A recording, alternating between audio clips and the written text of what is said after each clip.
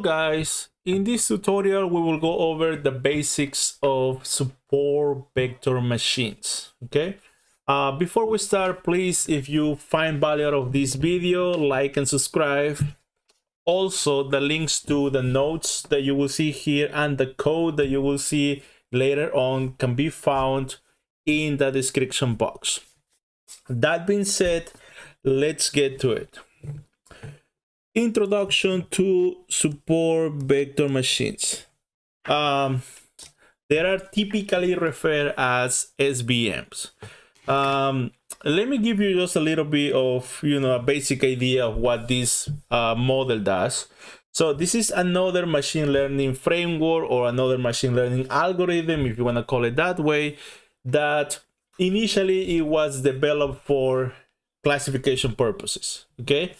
So, and the big idea behind support vector machines is that given that, let's assume that you're working on a binary classification task, meaning that there are two classes of interest, the idea is to find a hyperplane that separates the two classes. That's basically it, okay? So let's go over some of the details behind the support vector machine. But in essence, that's what support vector machines are. It's just an algorithm that will try to find a hyperplane that separates the two classes, or if you're working on multi-class classification, a hyperplane that separates the classes of interest. Okay, so introduction. So support vector machines are a supervised machine learning model that can be used for classification and regression tasks. And that's one of the nice features about support vector machines. You can use it for classification purposes, and you can also use it for regression purposes. Okay, so they work by finding a hyperplane, okay, that best separates the data into distinct classes, and it does this by maximizing the margin between the data point of different categories. Okay, so as I mentioned before, the main motivation for support vector machines at the beginning, it was a model that was developed for classification purposes. And again, the goal was to find, or the goal is to find, a hyperplane that separates the classes of interest. Okay, but again, it could also be adapted for regression purposes, meaning that if you want to predict a number, you can also use support vector machines for that. Now let's go over some of the details here. Okay, so in this picture, we have what we will call, or what machine learning practitioners call, as a binary classification. Okay, why is that? What is called, or why is the reason that it's called binary classification is because we have two labels or two classes that we want to predict. In this case, one of the classes is represented by blue circles and the other class is represented by red squares. The goal is to build a mechanism that will allow us to classify new observations into either a blue circle or a red square. Excuse me. Okay. Now, the idea behind support vector machines is just to find a hyperplane that separates the two classes. Okay, so in this case, the hyperplane is going to be represented by this plane right here. Okay, so that is the plane that in some sense is separating the two classes. Okay, now once the plane is defined, then we're going to have another line like this one right here and another line like this one right here. Okay, and the difference between those two lines, or the gap between those two lines, is what is called the margin. Okay, so from here to here, in some sense, is the margin. Okay, so in essence, what support vector machine is doing is just finding a hyperplane so that it separates the two classes. Okay, but in essence, we're going to separate the two classes by maximizing the margin. So by making the margin as wide as possible. The wider the margin is, so then the idea is that the more separated the two classes will be. Okay. However, that will be in an ideal world, right? So, but what it could happen in real life is some situations like this, right? So we can see that this particular observation right here, it falls on the red square area, okay? And we can also have some red squares that fall in that margin region, okay? Why is that? Well, data, and especially data that comes from real world applications, they are noisy. Some of those data points may be erroneous. And as I always mention, the world that we live in is very messy and complex. So then you will run into this type of scenarios. When it comes to support vector machines, when you have observations that fall either on the margin region of the hyperplane, or when it falls on the other side of the hyperplane, like this one right here, so this particular algorithm introduces a new variable that is called a slack variable, okay?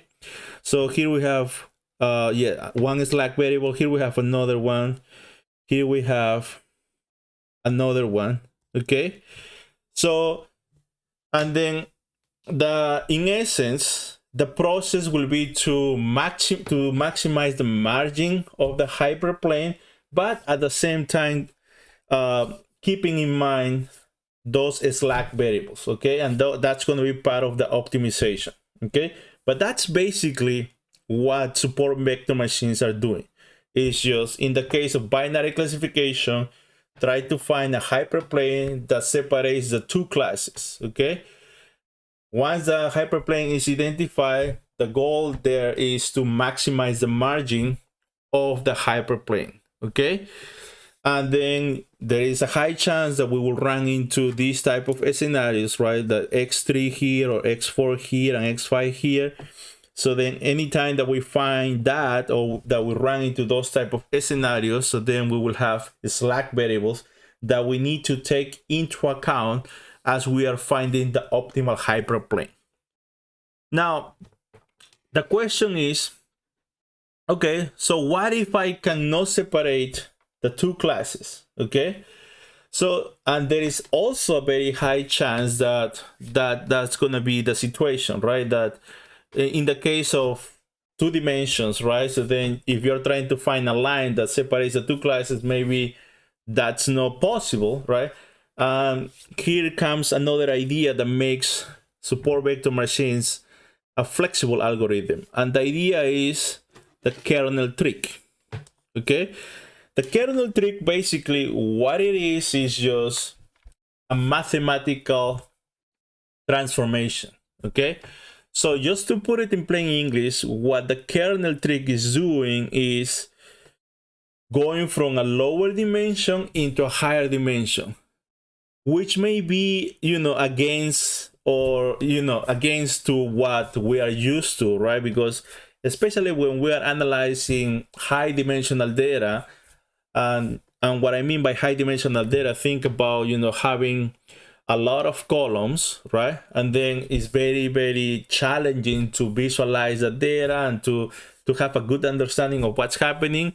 So instead of dealing with a lot of columns, you will prefer to work with less number of columns, right? So you will prefer to go from a higher dimension into a lower dimension, okay?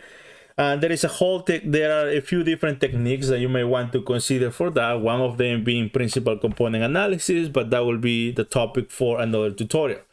But in this case, the kernel trick is it will allow practitioners to transform the data from a lower dimension into a higher dimension. What is, in some sense, what is the hope of doing that? What is the hope of making things more complicated? The hope is that by going from lower dimension into a higher dimension, is that in a higher dimensional space, the two classes, right, assuming that you're working in binary classification, will be easier or easily separated, okay? And here is just one picture that, in some sense, illustrate that idea. So, for example, here we have a 2-dimensional data set represented by red circles and blue circles. You know, in a two-dimensional space, a hyperplane is going to be represented by a line. Okay, and you can spend hours and hours, and there is no way that you can separate the blue circles from the red circles here using a line. The only way that you can separate it is just with that curve. Okay, so then the kernel trick or the kernel transformation, basically what it does is just let's map that data set that is sitting in a two-dimensional space into a three-dimensional space. And again, the hope is that by doing that, the two classes of interest will be separated by a hyperplane. And this will be the ideal scenario, going from 2 dimensions into a 3 dimensions. And then in a three-dimensional space, we can easily separate the two classes. Okay, that's basically the idea behind incorporating kernels in support vector machines. But again, at the end of the day, the goal is just to find a hyperplane that separate the two classes. Again, assuming that we are working on binary classification.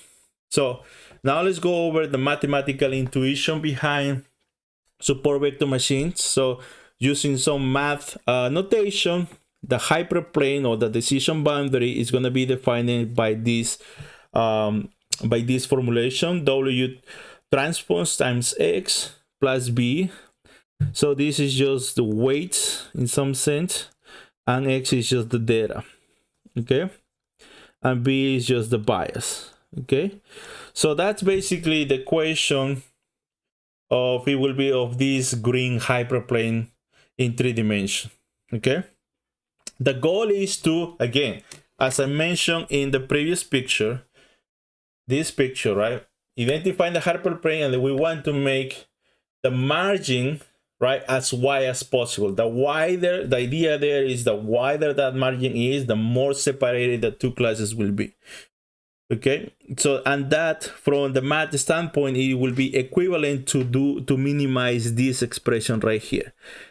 Okay, so notice that here we have this C, okay, which is a regularization parameter. And then here we have the slack variables. Okay, and those are the ones that you saw here that I highlight here. Like, I think these are called, I forgot the actual Greek name for this letter. Let's call it psi, psi5, psi4, psi3. Okay, so yeah, so then those variables are part of the optimization routine here under support vector machines. Is we want to minimize that expression, and by minimizing that expression, basically what we're doing is just maximizing the margin of the hyperplane. Okay, all right, so then again, that's just the basic idea. Support vector machines, they rely on hyperplanes that will separate the classes of interest, and the goal is to make that margin as wide as possible. Okay, if the classes are not easily separated, then you can incorporate the kernel trick, which will basically map the data from a lower dimension into a higher dimension, with the hope of that the data sitting in a higher dimension, it could be easily separated. Okay, that's basically the idea behind support vector machines. Okay, now let's go over the applications in data science. So in support vector machines, they've been applying on many different fields, in some sense, on many different use cases. So we have text classification, we have image recognition, bioinformatics, fraud detection. So all of those, they have to do with a classification, and that was one of the main motivations why support vector machines were developed.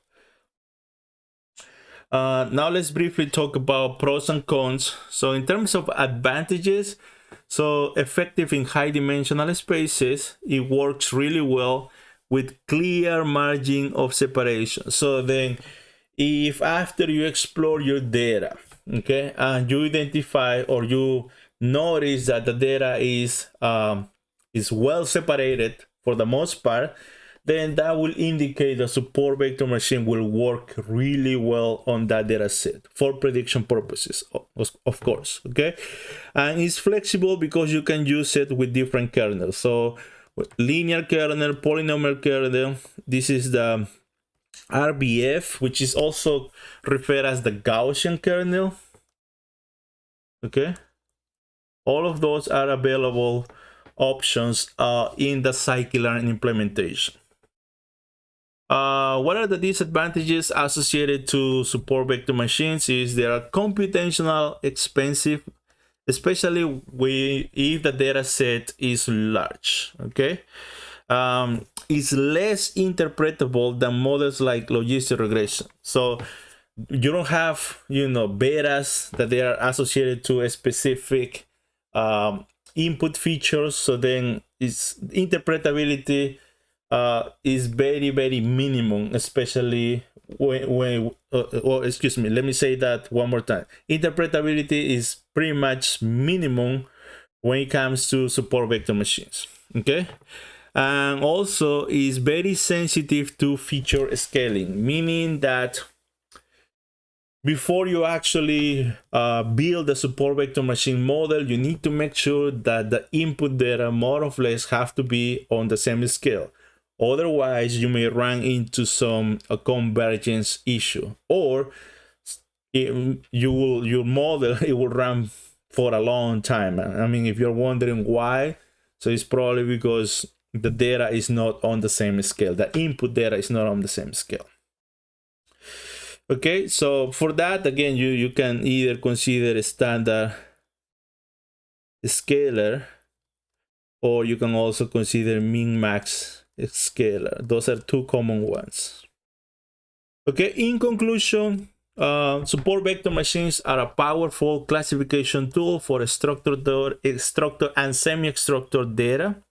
Although computational heavy for large data set, their accuracy and effectiveness in high-dimensional space make them a key algorithm in any data scientist toolkit. Okay, so again, this is just another model that you may want to keep in mind as you're working in classification task, or if you're working on regression task. Okay, so again, my philosophy when it comes to building models for prediction purposes is that the more models you're aware of, the better, because you can always try them all and see what's working and what's not working. Okay, and the more models you try, the closer you are getting to an optimal solution in some sense. Okay, so that's all I have in terms of the notes. Now let's go over a very simple example that will highlight how you can build support vector machine models with scikit-learn.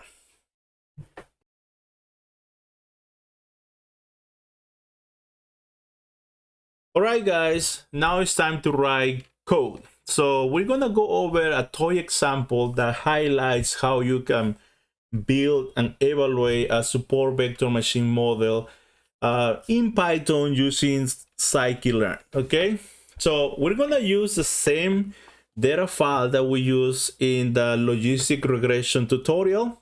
So it's a very popular bankful data file. Okay, so this is a very well-known data file in the machine learning and data science communities. So it's a binary classification task. So we have some basic information on bank customers.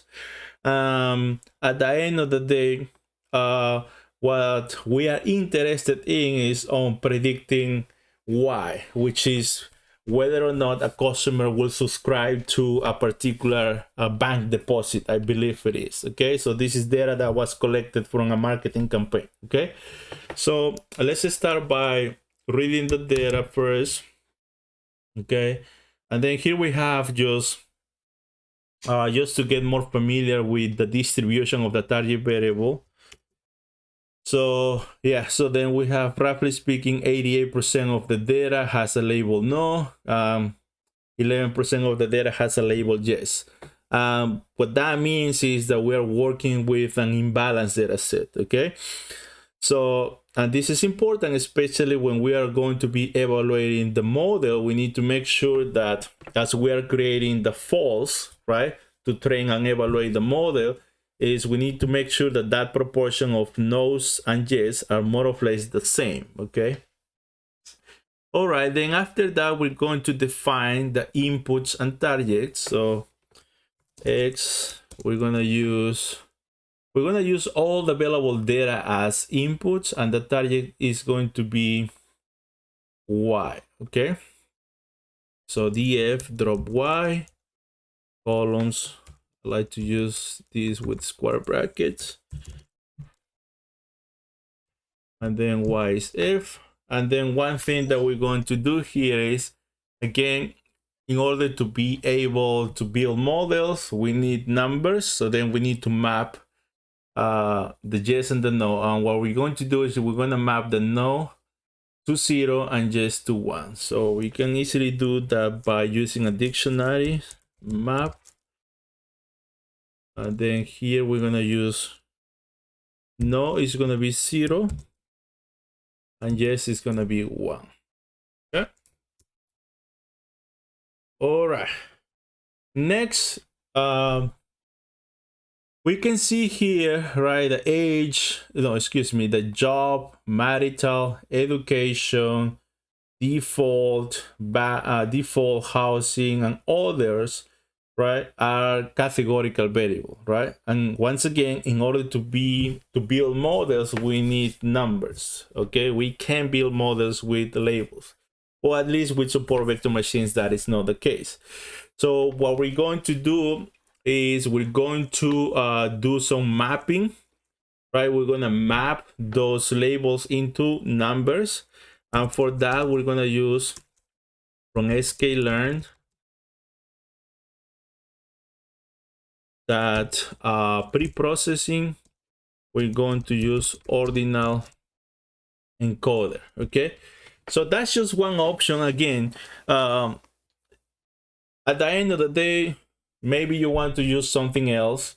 You just need, before you actually implement it and run your cross-validation experiment, you don't know whether it's going to work or not. You just need to try and test, okay? So this is just one option. And just for illustration purposes, I like to use ordinal encoder, okay? So we're gonna be encoding categorical features, and then we need to define what are the features that we want to encode. So here, got calls, so let's run these. So basically, we are in an automated fashion, we are selecting what are the variables that they are be treated as object, right? So job, marital, education, default, housing, loan, contact, month, and P outcome. Those are the ones that they have labeled information in it, and those are the ones that we're going to map into numbers, okay? And then here we define the encoder. Defining the encoder.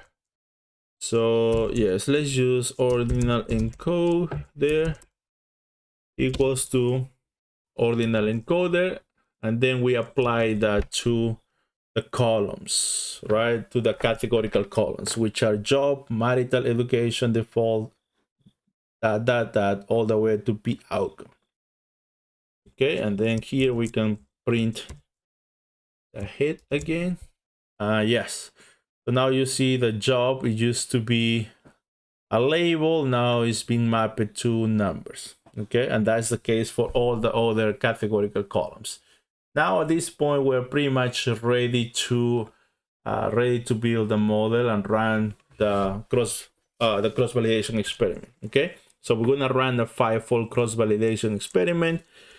So let's start with from scikit-learn model selection. So anytime that you are working in a classification, in a binary, or in general in a classification task, the proportions associated to the labels of interest is not the same. So it's highly recommended to use a stratified k-fold. So then that will split the data into folds, but by keeping in mind the proportions associated to the to the labels. Okay, cross valid score, you already seen me use this particular function. It allows me to quickly run cross validation experiments. Okay, okay, let's see what else do we need. So from scikit-learn pre-processing, let's import a standard scalar. That's just to ensure that all of the inputs are more or less on the same scale, and support vector machine. Okay, so first let's define the cross validation strategy.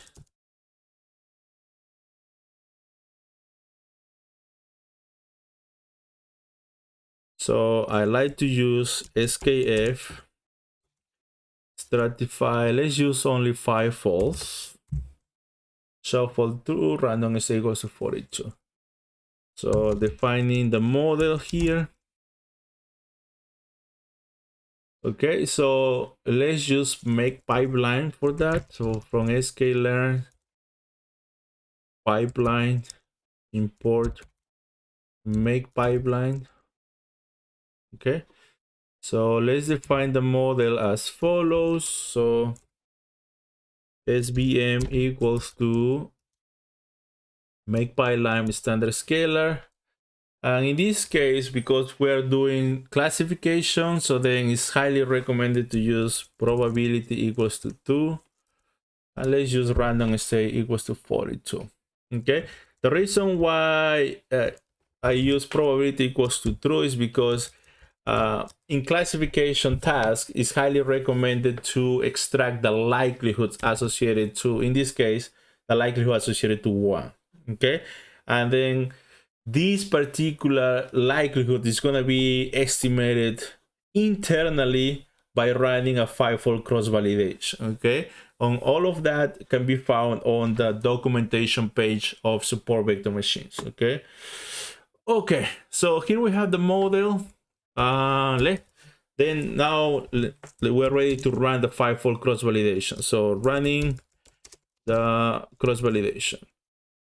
Okay, so then here where I'm defining my cross validation experiment. So here I have my model. So let's call it SVM underscore MD. Okay, here I input the data. That's the input data, the target, the cross validation strategy. Let's use the ROC AUC score. Okay, and the model is going to be built in a 2-step process. First, the input data is going to be standardized, then the model is going to be built. And then here we just print the average 5-fold cross validation and the corresponding standard deviation. So let's run this.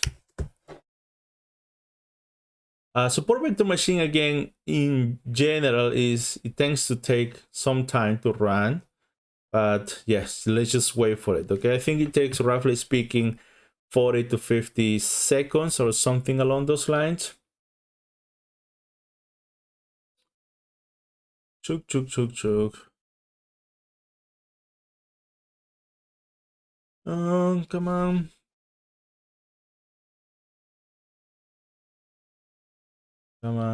Come on.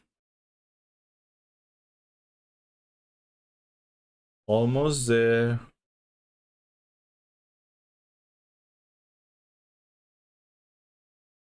I think we're getting close. All right, so the support vector machine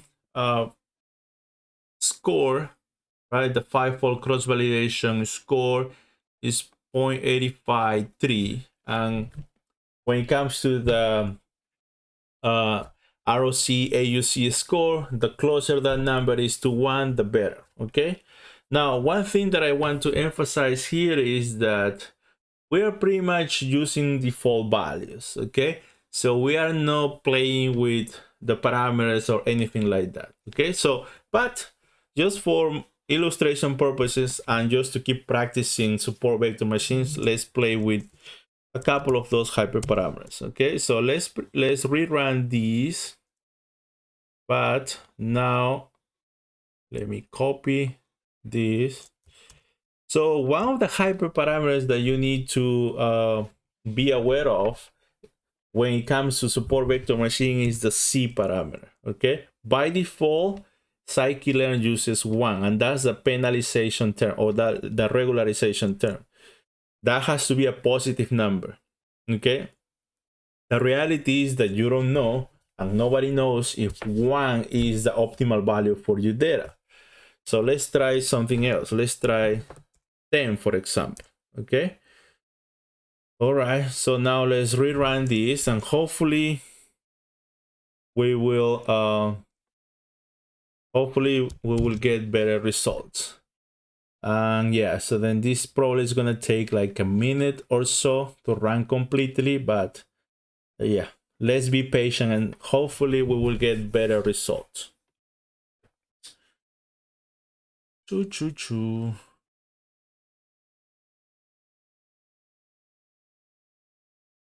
Okay, we are on 25 seconds. Come on. Yeah, I think this takes a little bit longer. It takes, I think, more than a minute.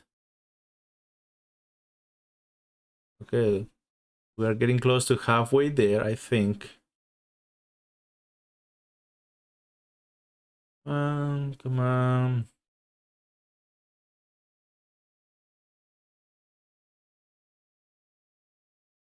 Almost there.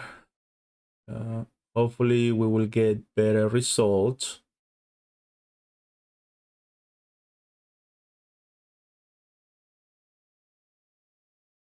Chuk chuk, come on.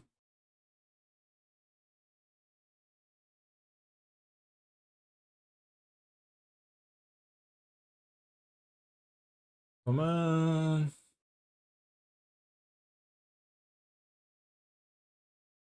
All right, so it took 1 minute and 24 seconds. We obtained better results. Now we have an 0.862, which is slightly better than 0.852. Okay. Okay. So now let's try one more thing. Again, here I'm not specifying what is the kernel, right? But by default, the kernel the support vector machine uses by default is RBF, which is the Gaussian kernel. Okay, you may also try other kernels such as linear kernel, polynomial kernel. Okay, but you know, based on my experience working with support vector machine models, so the Gaussian kernel is, you know, right from the get-go, is the one that tends to work really well on pretty much any data set. Okay, now one more thing that I want to emphasize before we wrap up this video is, let's see if standard scalar, maybe that we should try something else, right? In all of my previous tutorials, you've seen me use a standard scalar, and I like using a standard scalar, but in some scenarios, I don't want you to think that standard scalar is the only option. So now let's try another transformation here. So let's use from scikit-learn pre-processing, and let's import min max scalar. So basically what min max scalar, it will map the data to a 0-1 scale basically. Okay, so what we're going to do is just copy this, paste it here, and instead of a standard scalar, what I'm going to use is min max scalar.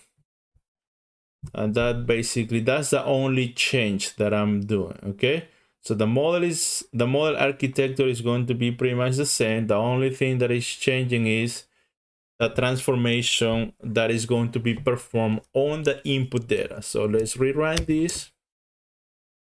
And again, keep in mind that all these 3 experiments are run on the same cross-validation strategy. Okay, they are being evaluated using the same metric, which is the ROC AUC, and the same input data and the same target variable. Okay, I think this also takes like a minute or so. So let's be patient, and hopefully we will obtain better results. Almost halfway there.